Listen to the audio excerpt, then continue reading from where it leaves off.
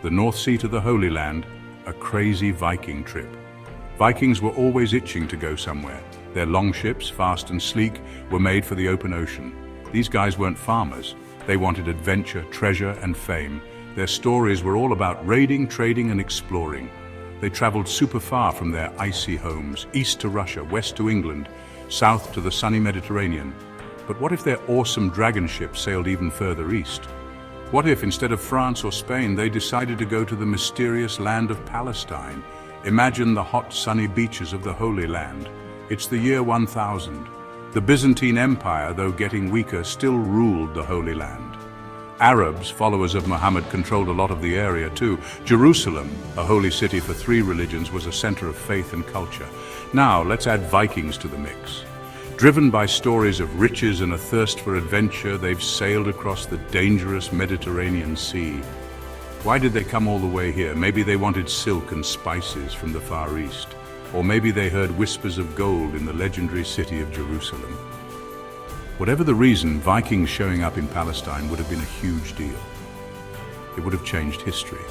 Seeing these 2 totally different cultures clash would have been amazing. First meeting Vikings, meet the Arabs. Vikings, used to the cold and foggy north, would have been shocked by the scorching sun and deserts. Date palms and olive trees would have looked weird to them. The air, filled with the smells of spices and incense, would have been totally new. Their arrival wouldn't have gone unnoticed. The Arabs, experts of the desert and sea, would have seen the Viking longships coming and been both curious and worried. Word would have spread super fast. Gap 2. S. The first meeting between Vikings and Arabs would have been like 2 different worlds colliding. The Vikings, tall and blonde, wearing furs and leather, would have looked like giants to the Arabs. Their language would have sounded like gibberish. The Arabs, with their flowing robes and curved swords, would have seemed just as strange to the Vikings. Arabic, with its beautiful sounds, would have been like music to Viking ears. Even though they were different, both Vikings and Arabs were great warriors. Vikings, known for their fierceness, would have been tough enemies for the Arabs. The Arabs, experts at fighting on horseback and in the desert, were just as dangerous. The first meetings would have been full of tension, but like it often happens, they would have found ways to talk and even work together. Culture clash, trading, fighting, and changing. Vikings weren't just raiders, they were traders and explorers too. They would have quickly seen how important Palestine was, being right between Asia, Africa, and Europe. The Arabs were also big traders. They controlled the Silk Road and the spice routes. It's easy to see how trade would have connected these 2 cultures. Vikings, wanting silk, spices, and other cool stuff, would have traded their own things, furs, wood, and sadly, sometimes even slaves. The Vikings' fighting skills would have been valuable. The Arab world at that time had lots of internal fighting. Some Arab rulers might have hired Viking mercenaries to help them fight their rivals. Imagine Viking warriors fighting alongside Arab horsemen. They would have been unstoppable.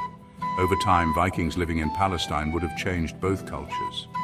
Vikings, seeing how advanced Arab culture was, would have started to act more like Arabs. They might have learned Arabic and even converted to Islam. The Arabs would have learned from the Vikings too.